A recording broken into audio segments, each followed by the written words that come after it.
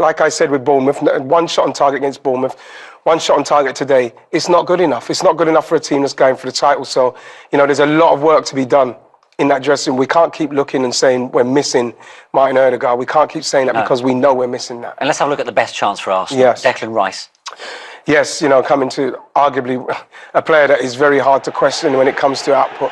But like this one again, I'm not sure if it's one of those where the ball's curling in. So you kind of try to help it on this way. I'm sure he'd probably prefer that if it was coming in onto him. So like we saw with Isak's header, you go and you meet it. He's trying to keep it going where it's going, and unfortunately he's got it past the near post instead of just getting ahead on it to head it where it's come from. And it's much more difficult to do that when the ball's spinning that way towards you. But again, it's unfortunate that his Declan has missed the best chance for us, but I don't think we deserved anything out of that game today. Kept himself as fit as he would like, so that opens up the conversation. But he's such an intelligent and well-mannered and respectful boy. He knows that he just needs to keep playing like he did today, and that was a massive test, by the way. He's playing against Saka, who's banging form, and he dealt with him quite comfortably. Saka was not at it today, and Lewis Hall and his teammates around him and the structure that Eddie put him in helped out. But he was brilliant, and I think I can see a very bright future for him. Because you spoke about that defensive improvement. He's always had good attacking output, but how well did you think he defended today? Do you know as well, of course, we did exceptionally well. Livramento as well, the other side, just as well. And you look at opportunities for England, and he can play left, he can play right. So they've definitely got some really good young England players here. English players in the group, but it was how they played collectively today.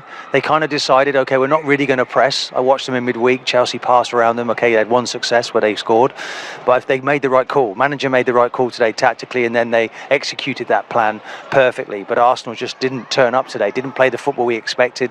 Didn't play like champions, and now they're nursing those wounds with a very big game coming up in the Champions League in midweek. Yeah, absolutely. And then Chelsea away as well next weekend for Arsenal. So a massive week in their season. We spoke before the match though, Joe, about how well Newcastle were going to have to do defensively. Just what was your summing up of the game plan and how effective it was? Well, it was massively effective. Arsenal were limited to two or three half chances. Declan had one at the end, and I think that's all down to this. We wondered whether they would step on to Arsenal. They did at times, but most of the time they dropped off into this bank of 4 and a 5, and the distances were so well, and they were doubling up, and they was aggressive, and Arsenal were moving it, and they wasn't doing themselves favours. Martin was, they was moving it slow.